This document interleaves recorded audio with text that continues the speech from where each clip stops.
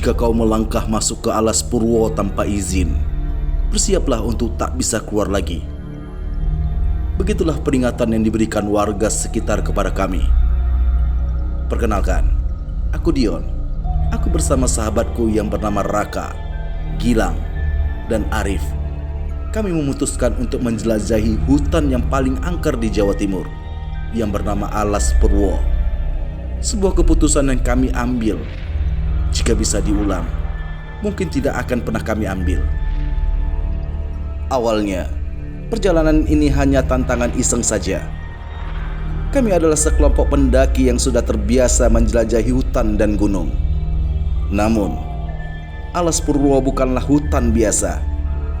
Alas Purwo memiliki reputasi yang menakutkan. Kerajaan jin, gerbang dunia lain, tempat semedi para petapa, hingga desas-desus tentang orang-orang yang masuk dan tak pernah kembali lagi. Kami tak menggubris semua itu. Dengan keyakinan penuh dan perlengkapan yang cukup, kami masuk ke dalam hutan yang semakin lama semakin pekat. Sinyal ponsel yang menghilang. Suara hewan hutan pun mendadak lenyap, seakan kami melangkah ke dunia lain. Langit mulai meredup, menyisakan semburat jingga yang perlahan ditelan pekatnya malam. Kami mempercepat langkah, berharap menemukan tempat yang cukup lapang untuk mendirikan tenda sebelum gelap benar-benar menyelimuti hutan. Namun, saat itulah kami mulai menyadari ada yang tidak beres. Gilang yang berjalan paling depan sambil memegang GPS tiba-tiba menghentikan langkahnya. Ia menatap layar perangkat itu dengan dahi yang berkerut. "Ada apa, Lang?" tanyaku. "Ini tidak mungkin," gumam Gilang. "Baru berapa menit yang lalu kita berjalan lurus ke arah timur, tapi sekarang posisi kita balik ke tempat semula," ujar Gilang.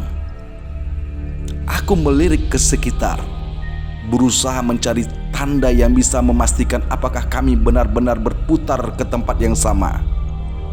Namun, jawabannya segera datang dengan cara yang jauh lebih menyeramkan. Di depan kami berdiri pohon besar dengan batang hitam legam, persis sama dengan yang kami lewati sekitar setengah jam lalu. Kami semua terdiam. Arif mencoba berpikir rasional. "Mungkin kita nggak sadar jalan mutar," ujar Arif. "Tapi kita selalu mengikuti kompas," sahut Gilang. "Ini nggak masuk akal." Aku mencoba menenangkan mereka. "Kita istirahat saja dulu, biar pikiran jernih. Besok pagi kita coba cari jalan lain." Mereka mengangguk, meski wajah masing-masing menyiratkan kebingungan dan ketakutan. Kami mendirikan tenda tepat di bawah pohon besar itu. Saat matahari tenggelam sepenuhnya, hutan di sekitar kami berubah menjadi lautan kegelapan yang pekat. Tidak ada suara burung malam, tidak ada suara jangkrik, yang hanya ada keheningan mencekam yang semakin lama terasa semakin menyesakkan. Dan saat itulah gangguan pertama datang. Awalnya, kami hanya duduk di dalam tenda, saling bertukar cerita untuk mengalihkan pikiran dari ketakutan yang mulai merayap. Namun, satu persatu dari kami mulai menyadari sesuatu yang aneh. Langkah kaki, suaranya samar, seperti seseorang yang berjalan di antara dedaunan yang kering. Kami saling bertukar pandang. Tidak ada di antara kami yang berada di luar. "Lagi ada binatang lewat mungkin," bisik Arif. Meski nada suaranya terdengar ragu, tapi semakin lama suara itu semakin jelas. Bukan hanya satu, tapi banyak. Aku meraih senter dan mengarahkan cahaya ke celah tenda.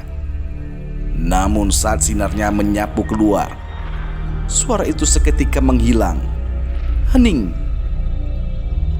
Aku Aku menahan nafas, mencoba mendengar lebih seksama, sampai sesuatu yang lebih mengerikan terjadi.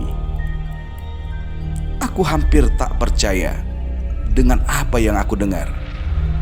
Suara bisikan, pelan dan lirih, datang dari luar tenda. "Pulanglah, kalian tak seharusnya di sini." Aku membeku. Mataku mencari-cari tatapan teman-temanku. Wajah mereka pucat. Mereka juga mendengar suara itu. Gilang meraih pisau lipatnya, sementara Arif mencekram tali tasnya dengan erat. Kami tak tahu harus melakukan apa. Hening kembali menguasai malam. Namun tiba-tiba tenda kami berguncang dengan hebat, seolah sesuatu atau seseorang baru saja menabraknya dengan keras dari luar. Gilang menjerit kaget, sementara aku buru-buru mengarahkan senter ke pintu tenda. Dengan tangan yang gemetar, aku menarik resleting perlahan-lahan. Saat aku membuka celahnya, ternyata tidak ada siapapun di luar. Namun, di tanah terlihat bekas jejak kaki yang mengelilingi tenda kami. Jejak kaki yang lebih besar dari ukuran kaki manusia. Dan yang anehnya, jejak itu tampak seperti muncul begitu saja, tanpa ada bekas langkah sebelumnya. Kami tidak tidur malam itu. Ketakutan terus menghantui, membuat kami hanya bisa berdoa agar matahari segera terbit. Begitu fajar menyingsing, kami segera berkemas dan memutuskan untuk mencari jalan keluar. Namun hal yang tidak kami duga pun terjadi. Kami berjalan selama berjam-jam, mencoba mengikuti jalur yang kami anggap benar. Namun setiap kami berpikir telah menemukan jalan keluar, kami justru kembali ke tempat yang sama. Pohon hitam besar itu. Seakan-akan hutan ini menolak untuk membiarkan kami pergi. Kami mulai kehilangan orientasi. Peta tak lagi berguna. GPS terus menunjukkan lokasi yang sama, dan kompas berputar-putar tanpa arah. Arif mulai frustasi. Ia berteriak keras ke langit, berharap seseorang mendengar, berharap ada pertolongan. Tapi suaranya hanya menggema dan lenyap di antar pepohonan. Hari mulai gelap kembali. Kami tersadar ini adalah malam kedua kami di sini. Tapi kali ini kami merasa bukan hanya makhluk tak kasat mata yang mengawasi. Ada sesuatu yang lain, sesuatu yang lebih besar. Dan baru kami sadari di malam itu, malam yang membuat kami akhirnya percaya bahwa Alas Purwo memang bukan hutan biasa. Pada malam kedua di Alas Purwo terasa jauh lebih menyesakkan daripada malam sebelumnya. Langit gelap tanpa bulan, hanya bintang yang tampak redup, seakan enggan menyinari hutan ini. Udara semakin dingin, menusuk hingga ke tulang. Kami duduk di dalam tenda, mencoba menghangatkan diri dengan api unggun kecil yang mulai meredup. Namun rasa dingin yang kami rasakan bukanlah dingin biasa. Ini adalah dingin yang terasa aneh, seperti menyusup ke dalam darah kami, seperti disentuh oleh sesuatu yang tak terlihat. Kami tidak banyak bicara pada malam itu. Semua masih terpaku pada peristiwa sebelumnya. Langkah kaki yang mengintari tenda, suara bisikan yang memperingatkan kami, dan jejak kaki yang besar yang muncul entah dari mana. Kami mulai menyadari satu hal yang menakutkan. kami mungkin tak sendirian di sini. Sekitar pukul 2 dini hari, saat sebagian dari kami mulai tertidur dalam keadaan waspada, aku yang masih terjaga memutuskan untuk melihat keluar. Entah kenapa, ada perasaan yang menggelitik di belakang leherku. Sebuah perasaan bahwa sesuatu sedang mengamati kami. Aku membuka sedikit celah tenda dan mengintip keluar. Sinar redup dari api unggun yang hampir padam menyinari sebagian kecil area di depan tenda. Namun, di balik batas cahaya itu, hanya ada kegelapan yang pekat. Tapi kemudian, aku melihatnya. Sebuah bayangan hitam berdiri di antara pepohonan.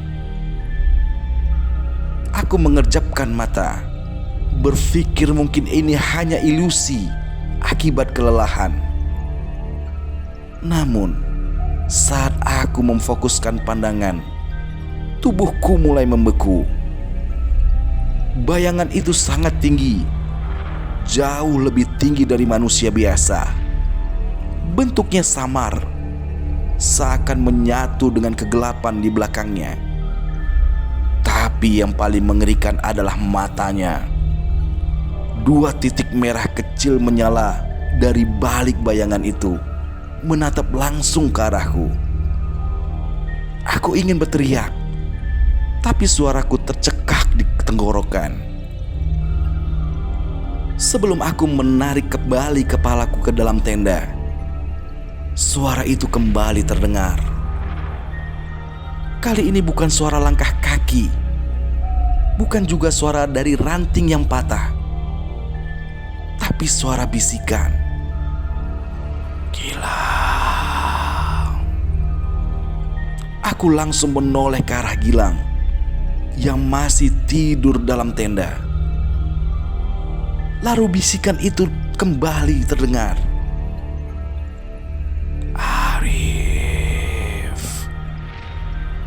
Suara itu terdengar lagi, lebih jelas dan lebih dekat. Aku bisa merasakan rambut dan tengkukku berdiri. Kemudian, sesuatu yang lebih buruk terjadi. Suara itu mulai menirukan suara kami. "Dion, bangun." Aku bisa mendengar suaraku sendiri dari luar tenda. Dan itu bukan aku yang berbicara. Jantungku berdetak dengan kencang. Aku menarik nafas dalam-dalam, berusaha mengendalikan rasa takut yang mulai menguasai pikiranku.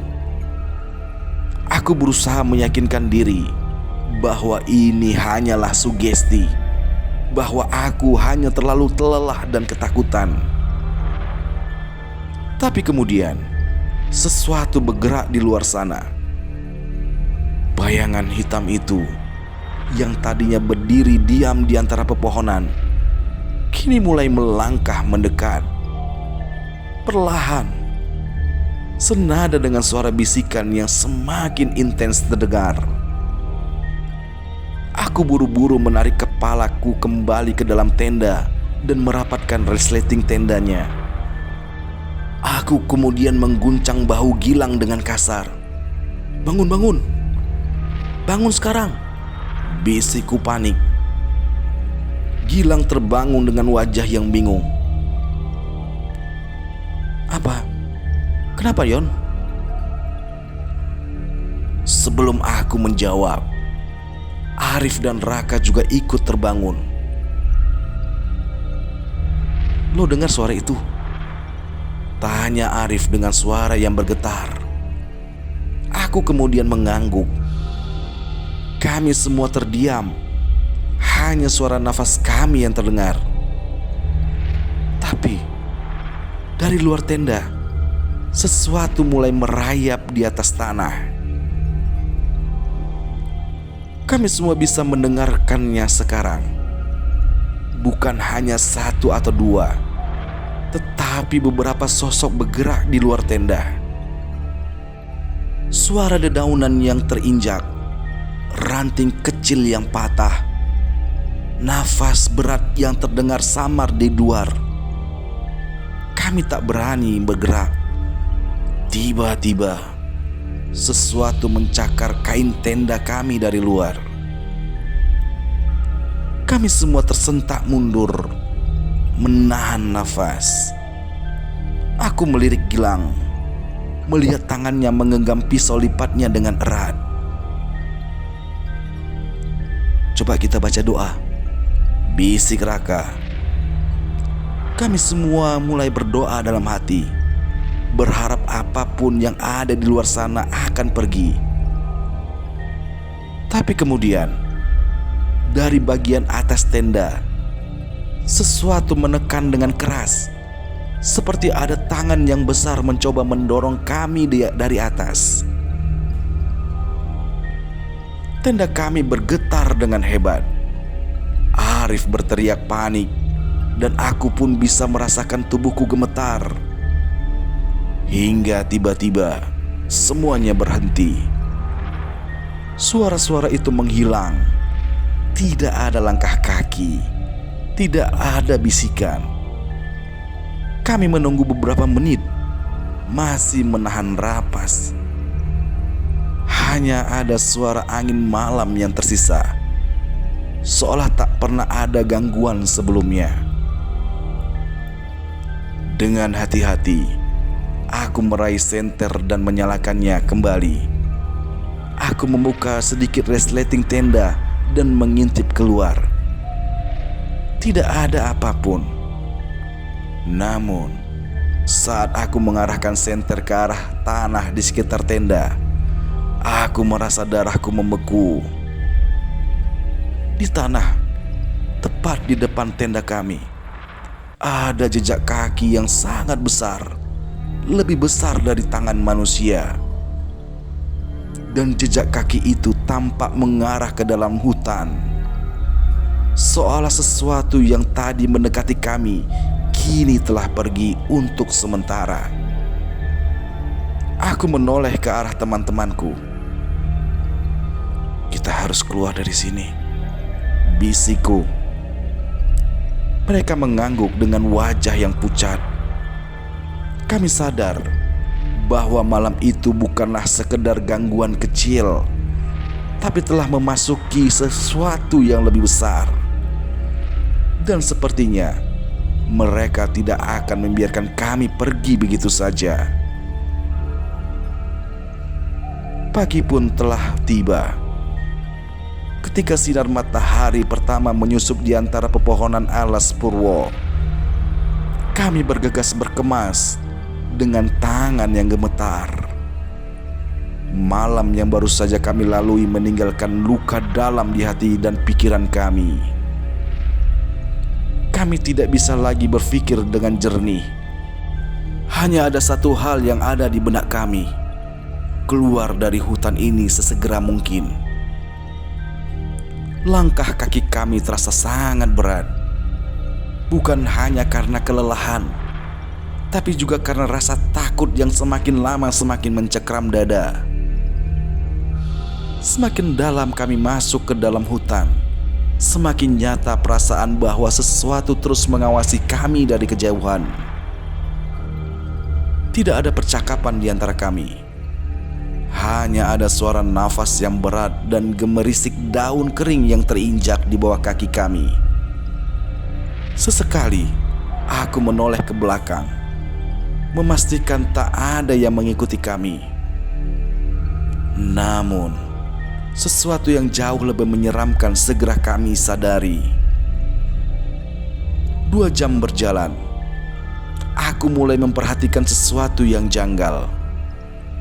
Pohon-pohon di sekitar kami terasa familiar. Bukan hanya mirip, tapi sama persis dengan yang kami lewati sebelumnya. Jantungku berdegup dengan kencang.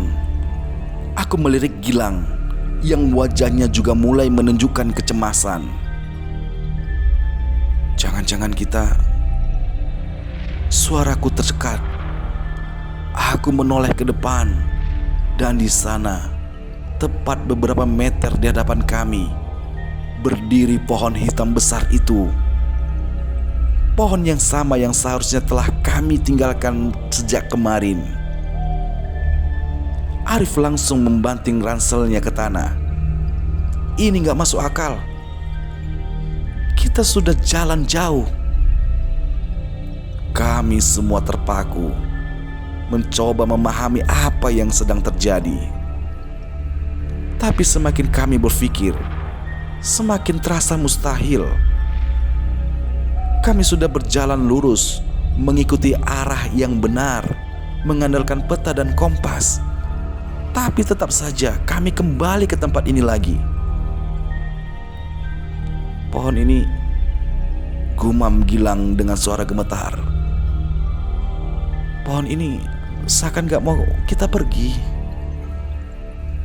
Gumam Gilang kembali.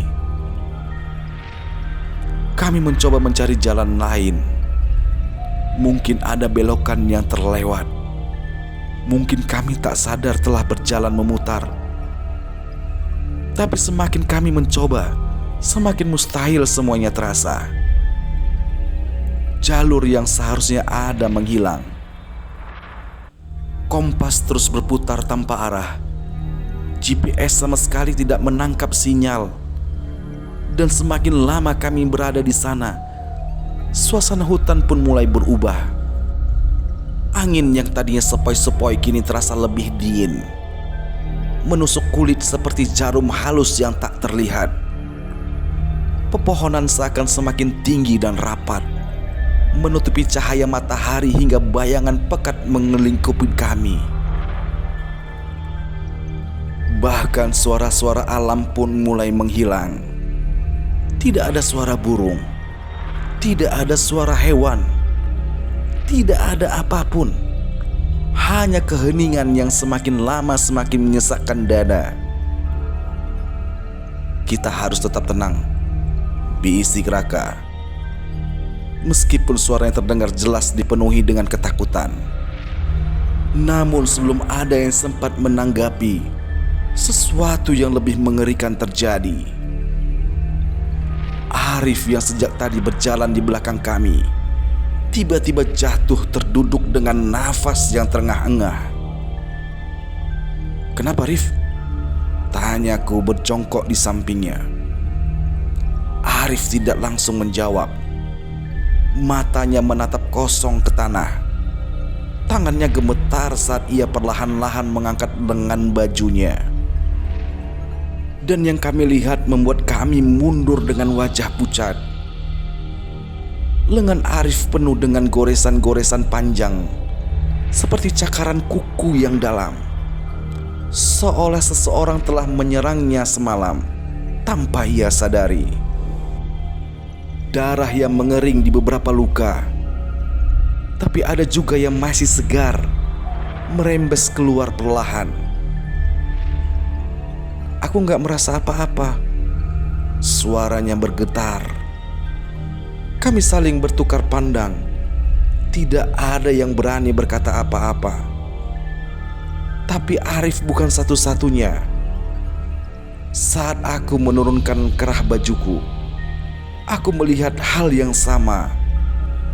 Bekas cakaran merah memanjang di pundakku. Begitu juga dengan Gilang dan Raka. Kami semua memiliki luka yang sama. Seakan sesuatu telah menyentuh kami. Atau lebih buruk lagi, sesuatu telah membawa kami pergi ke suatu tempat semalam. Tempat yang tidak bisa kami ingat. Kami mencoba menenangkan diri, meski dada kami penuh dengan ketakutan. Namun satu hal yang membuat kami semakin tak bisa berpikir dengan jernih. Saat kami kembali menoleh ke belakang, kami telah berjalan selama berjam-jam, melewati tanah lembut yang seharusnya menyisakan jejak. Tetapi saat kami melihat ke belakang, tidak ada satupun bekas langkah kami di sana. Seolah-olah kami tidak pernah benar-benar berjalan di hutan ini. Kami berdiri dalam keheningan yang menakutkan. Dan itulah saat pertama kali kami menyadari Mungkin kami bukan hanya tersesat. Mungkin kami telah dikeluarkan dari dunia yang kami kenal. Dan pertanyaannya sekarang adalah, apakah kami benar-benar bisa kembali? Kami tidak tahu lagi harus berbuat apa. Hutan ini yang awalnya terasa seperti tempat biasa, kini berubah menjadi sesuatu yang jauh lebih mengerikan. Kami telah berusaha mengikuti jalur yang benar, menggunakan kompas, GPS, bahkan mengingat tanda-tanda di sekitar. Tapi semuanya sia-sia. Tidak ada jalan keluar. Tidak ada jejak kaki yang tertinggal.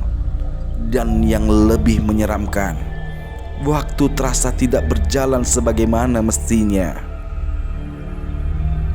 Kami berangkat pagi, berjalan selama berjam-jam, tetapi matahari tetap berada di posisi yang sama, seakan terjebak dalam waktu yang membeku.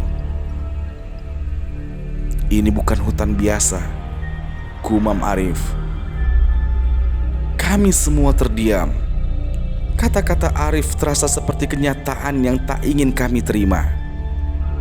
Mungkin kami memang bukan hanya tersesat di dalam alas Purwo. Mungkin kami telah dipindahkan ke suatu tempat yang tidak seharusnya kami masuki. Saat malam kembali menyelimuti hutan, kami mulai putus asa. Tidak ada harapan untuk keluar. Namun di tengah keheningan sesuatu terjadi. Dari kejauhan terdengar suara gamelan, sayup-sayup, mengalun pelan di antara pepohonan. Suara itu tidak berasal dari arah yang jelas, tapi semakin lama semakin mendekat. Bersamaan dengan itu, muncul aroma kemenyan yang sangat menyengat. Aku dan Gilang saling berpandangan. Kita harus pergi dari sini sekarang juga, bisikku. Kami mulai berjalan, hampir berlari, meskipun kaki terasa sangat lemas dan kelelahan. Namun, semakin cepat kami bergerak, semakin jauh suara itu terdengar. Seakan-akan kami ditarik semakin dalam ke dalam dimensi yang berbeda.